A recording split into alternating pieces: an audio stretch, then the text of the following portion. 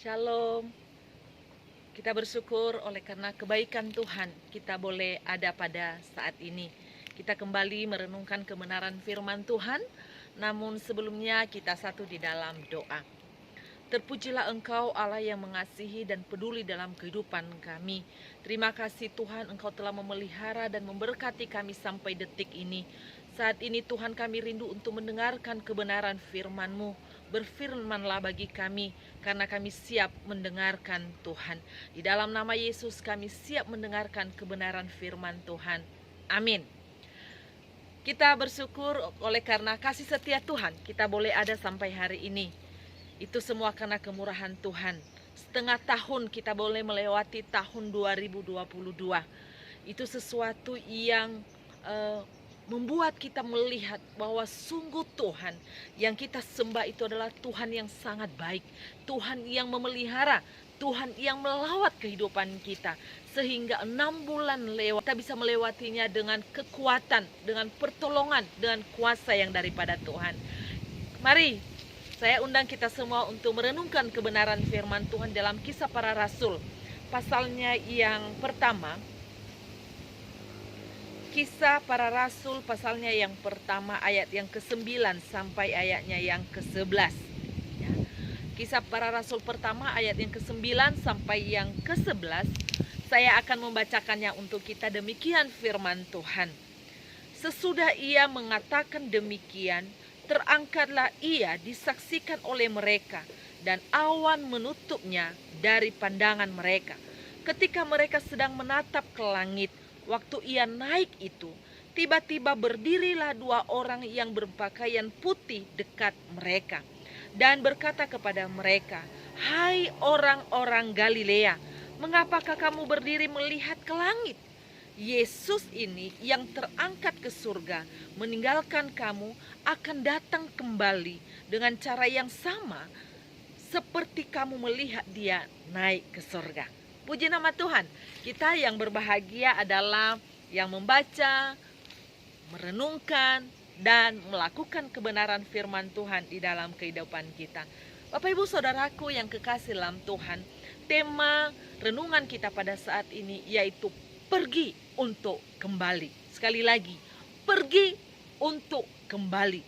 Kalau kita melihat di dalam kehidupan kekristenan, maka segala peristiwa yang dialami oleh Yesus Kristus merupakan peristiwa yang sangat penting dan tidak bisa dipisahkan satu dengan yang lain. Mulai dari nubuatan tentang kelahiran Yesus Kristus, dan dia lahir, lalu yang berikutnya dia mati, pada hari yang ketiga dia bangkit, ya. Dia lahir, dia mati, lalu dia bangkit. Setelah itu dia pergi ke surga, dan pada akhirnya Roh Kudus turun atas kehidupan orang-orang percaya. 5 hal penting ini, peristiwa ini merupakan momen penting di dalam setiap kehidupan orang percaya. Sehingga 5 peristiwa ini perlu dirayakan dan kita mengucap syukur atas segala peristiwa yang dialami oleh Yesus Kristus. Nah, Bapak Ibu yang kekasih dalam Tuhan, kalau kita melihat firman Tuhan ini adalah bagaimana Yesus terangkat ke surga. Dia pergi ke sana, lalu para malaikat mengatakan kembali bahwa dia akan kembali kepada kita untuk menjemput kita. Seperti ketika para murid melihat dia naik ke surga, demikian juga dia nanti akan kembali menjemput saudara dan saya, tentu bagi kita orang percaya. Nah, kita bisa melihat di situ sebelum dia terangkat, sebelum dia pergi ke surga, maka 40 hari lamanya Yesus mempersiapkan, memperlengkapi para murid-muridnya untuk mengenal tentang kerajaan Allah, untuk menyaksikan bahwa Yesus itu adalah Tuhan. Sehingga dengan persiapan-persiapan, dengan perlengkapan yang dilakukan oleh Yesus, para murid boleh berani menceritakan bahwa Yesus itu adalah satu-satunya Tuhan yang menyelamatkan manusia yang berdosa. Nah, pergi untuk kembali. Kalau kita melihat saat ini adalah orang-orang yang kita cintai, ketika mereka pergi meninggalkan kita, tidak akan pernah kembali lagi seperti kita sekarang ini. Ya, walaupun pada suatu saat nanti kita akan berkumpul bersama-sama, tentu itu ketika Yesus datang untuk mengangkat kita sebagai orang-orang percaya. Tetapi pergi untuk kembali tidak pernah dialami oleh manusia pun, kecuali Yesus Kristus. Ketika dia mati, maka dia bangkit. Setelah dia bangkit, dia pergi naik ke surga, lalu dia kembali nanti kepada saudara dan saya untuk menjemput kita bersama-sama dengan dia di surga. Nah, kita harus memahami kenapa Yesus pergi dan kemana dia pergi. Kalau kita melihat di dalam Yohanes pasalnya yang ke-14. Yohanes pasal yang ke-14, di situ kita melihat bagaimana Tuhan menyampaikan bahwa dia pergi ke tempat yang luar biasa, yaitu tempat di mana nantinya setiap orang percaya akan ada di sana. Setiap orang percaya kepada Yesus Kristus nanti akan berkumpul di sana. Di mana? Yaitu di surga. Yohanes pasal 14 ayat yang pertama dan sampai ayatnya yang ke-7 nanti kita akan membahas di sana. Dikatakan di situ, jangan gelisah hatimu, percayalah kepada Allah, percayalah juga kepadaku. Ayat yang kedua, di rumah Bapakku banyak tempat tinggal. Jika tidak demikian, tentu aku mengatakannya kepadamu. Sebab aku pergi ke situ untuk menyediakan tempat bagimu. Dan apabila aku telah pergi ke situ dan telah menyediakan tempat bagimu, aku akan datang kembali dan membawa kamu ke tempatku, supaya di tempat di mana aku berada, kamu pun berada. Yesus ada di mana? Yaitu dia ada di surga. Karena surga itu adalah tempatnya. Surga itu adalah rumah Bapaknya. Surga itu adalah tempat kediaman Yesus Kristus. Lalu kenapa dia harus pergi? Kenapa dia harus pergi ke surga? Bukankah dia sudah datang ke dunia ini bersama-sama dengan manusia? Tapi kenapa dia harus pergi setelah dia bangkit dari kematiannya? Maka dia harus pergi ke rumahnya, yaitu ke rumah Bapa di surga. Kenapa dia harus pergi? Dikatakan di dalam ayat yang kedua, bahwa Yesus pergi ke surga, yaitu untuk menyediakan tempat bagi saudara dan saya, supaya nanti di sana ada tempat kita orang-orang percaya, sehingga kita bersama-sama dengan dia memuji, memuliakan, bersorak-sorai, menikmati sukacita, damai sejahtera di surga sana. Dikatakan di situ, sebab aku pergi ke situ, maksudnya pergi ke surga untuk menyediakan tempat bagimu. Artinya bahwa Yesus pergi ke surga, yaitu untuk menyediakan tempat bagi saudara dan saya. Ini berlaku tentu ada syaratnya, yaitu bagi orang yang percaya kepada Yesus. Makanya dikatakan, janganlah gelisah hatimu, percayalah kepada Allah, percaya juga kepadaku. Artinya bahwa orang yang akan masuk bersama-sama dengan Yesus di surga adalah orang yang percaya kepada Yesus. Dia menerima, mengenal, dan mengakui dengan mulut dan menerima di dalam hati bahwa Yesus itu adalah Tuhan. Maka ketika dia percaya hal itu, dia percaya kepada Yesus, beriman kepada Yesus Kristus, satu-satunya Tuhan dan Juru Selamat, maka janjinya di mana dia berada, kita pun ada berada.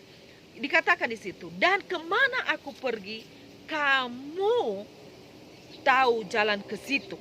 Ya, di dalam ayat yang ketiga bagian B dikatakan, supaya di tempat di mana aku berada, kamu pun berada. Artinya, di mana Tuhan kita berada, kita pun ada di sana. Makanya dia pergi ke sana untuk menyediakan tempat bagi saudara dan saya. Masalahnya sekarang, apakah kita sudah sungguh-sungguh percaya kepada Yesus Kristus? Karena ini hanya berlaku bagi mereka yang sudah percaya kepada Yesus Kristus, yang sudah mengakui Tuhan sebagai Tuhan dan Juru Selamat. Makanya selama kita ada di dunia ini, yakinkan iman saudara kepada siapa? Kalau iman kita kepada Yesus Kristus, maka ketika kita dipanggil dari dunia ini, maka tempat kita adalah di surga. Ya. kehidupan yang kekal itu bagian kita. Jaminan keselamatan itu akan menjadi bagian kita. Makanya bagi kita yang ragu-ragu akan kuasa Tuhan, teguhkan imanmu kepada Dia, bahwa tidak ada jalan lain selain di dalam Yesus Kristus. Makanya di dalam Yohanes 14 itu dikatakan dalam ayat yang ke-6. Kata Yesus kepadanya, "Akulah jalan dan kebenaran dan hidup. Tidak ada seorang pun yang datang kepada Bapa kalau tidak melalui aku," kata Yesus. Artinya, kalau tidak melalui Yesus Kristus, iman kita kepadanya, maka kita tidak mungkin masuk surga yang luar biasa itu, yang penuh dengan keindahan, yang tidak ada tangis, yang di sana hanya ada sukacita, damai sejahtera, sorak-sorai bagi Tuhan. Makanya saya tantang kita semua, teguhkan imanmu kepada Yesus. Kalau masih ragu tentang kuasa Yesus, teguhkan imanmu. Undang Dia masuk di dalam hatimu supaya Dia yang akan bertakhta dalam hidup kita, Dia yang menguasai kehidupan kita, sehingga kita yakin tentang keselamatan kita di dalam Yesus Kristus. Pergi untuk kembali, Dia pergi untuk menyediakan tempat bagi saudara dan saya. Hal yang kedua, yaitu kembali. Dia akan kembali. Di dalam Kisah Para Rasul tadi dikatakan di dalam ayatnya yang ke-11. Bagian B dikatakan, Yesus ini yang terangkat ke surga, meninggalkan kamu, akan datang kembali dengan cara yang sama seperti kamu melihat Dia naik ke surga. Ya. Dikatakan di situ bahwa Yesus akan datang kembali. Kapan itu terjadi? Tidak ada seorang pun yang tahu. Hanya Bapa yang tahu kapan waktunya menjemput saudara dan saya. Tentu kembali dalam hal ini ada dua versi, yaitu yang pertama, Dia datang kepada kita secara pribadi. Dia memanggil kita dan bertemu Dia secara pribadi. Kalau sudah percaya pasti kita akan masuk surga. Lalu yang kedua, Dia akan kembali yang kedua kali ke dunia ini untuk menghakimi dunia ini. Artinya orang yang percaya Dia bawa masuk ke surga. Orang yang tidak percaya kepada Dia ada di bawah hukuman. Oleh karena itu Bapak Ibu Saudaraku yang kasih dalam Tuhan, kita sungguh-sungguh berpengharapan kepada Tuhan. Miliki pengharapan, miliki kepercayaan, keteguhan iman di dalam Yesus, bahwa suatu kali nanti Dia akan datang kembali untuk menjemput saudara dan saya. Yesus kan kembali untuk menggenapi janji-janjinya bagi saudara dan saya. Ia akan membawa kita ke tempatnya, di mana Dia berada. Dia akan membawa kita ke sana. Kedatangan Yesus kembali untuk menjemput setiap orang percaya kepada Yesus yang setia dan taat, akan memimpinnya dalam kemuliaannya. Ketika kita beriman kepada Dia, maka tentu Dia akan menjemput kita nanti. Kita akan bersama-sama dengan Dia. Janji kedatangannya ini yang meneguhkan dan menguatkan iman kita untuk menjalani hari-hari yang ada. Janjinya ini yang menuntun kita untuk terus memiliki keteguhan iman. Sehingga walaupun banyak tantangan, walaupun banyak masalah, problem yang kita hadapi, tapi karena janji Tuhan itu ya dan amin, maka kita percaya, yakin bahwa Dia kembali nanti akan menjemput saudara dan saya untuk bersama-sama dengan Dia di sorga. Bapak Ibu Saudaraku yang kekasih di dalam Tuhan, Yesus pergi untuk kembali. Dia pergi, Dia tidak pernah meninggalkan kita sendiri. Ketika Dia pergi, maka Dia meninggalkan Roh Kudus-Nya yang menuntun kita, membimbing kita, menyertai kita sampai akhir zaman. Dia tidak pernah membiarkan kita sedetik pun. Dia tetap bersama-sama dengan kita. Walaupun saat ini Dia ada di surga dan Dia berdiam di dalam hati kita, Dia terus memimpin kehidupan saudara dan saya. Oleh karena itu jangan takut menjalani hari-hari yang ada di depan. Berjalan bersama dengan Yesus. teguhkan imanmu kepada Dia, karena Dia pergi ke surga untuk menyediakan tempat bagi saudara dan saya, dan Dia akan datang kembali untuk menjemput saudara dan saya, supaya di mana Dia berada, kita juga berada. Di sana tidak ada kesedihan, di sana tidak ada air mata, di sana tidak ada sakit penyakit. Yang ada adalah sukacita, yang adalah sorak-sorai, damai sejahtera, penuh dengan kemuliaan, dan kita akan menikmati keindahan surga, dan janjinya akan tergenapi dalam kehidupan kita. Yesus datang kembali untuk menjemput saudara dan saya. Dalam Yohanes 14 juga dikatakan seperti dalam ayatnya yang ke-3 tadi, dikatakan bahwa, dan apabila aku telah pergi ke situ dan telah menyediakan tempat bagimu, aku akan datang kembali dan membawa kamu ke tempatku, supaya di tempat di mana aku berada, kamu pun berada. Yang dituntun bagi kita adalah saat ini, kalau kita mau ada bersama-sama dengan Dia di surga, dan Dia menjemput kita nanti tergenapi janjinya atas hidup kita, yang dituntun bagi kita adalah percaya sungguh-sungguh kepada Yesus Kristus sebagai Tuhan dan Juru Selamat. Teguhkanlah imanmu. Jangan mau digoyahkan oleh situasi kondisi saat ini. Jangan mau digoyahkan imanmu. Jangan mau digoyahkan oleh karena kedudukan, oleh karena seseorang yang kita cintai, atau jabatan, atau sebagainya yang dijanjikan oleh dunia ini. Tetapi teguhkanlah imanmu kepada Dia. Walaupun di dunia ini kita menghadapi tantangan, menghadapi problem, menghadapi situasi yang sulit, yakinlah Tuhan akan menyertai kita. Tuhan akan memberikan kita kekuatan, kemampuan untuk menjalani hari-hari yang ada di depan. Teruslah percaya kepada Dia, berharaplah akan kasih karunia Tuhan. Yesus pergi ke surga untuk menyediakan tempat bagi saudara dan saya, dan Dia akan kembali untuk menjemput saudara yang percaya kepada Dia untuk berada di tempat Dia berada, yaitu di surga. Amin. Kita berdoa. Kami bersyukur untuk kebenaran firman Tuhan yang menguatkan, meneguhkan iman kami pada saat ini. Tuhan, teguhkan iman kami, bahwa kami supaya sungguh-sungguh percaya kepada Yesus Kristus, bahwa Engkau Tuhan dan Juru Selamat kami, yang membawa kami ke surga nanti, dan menjemput kami untuk memerintah bersama-sama dengan Engkau, bersorak-sorai di surga.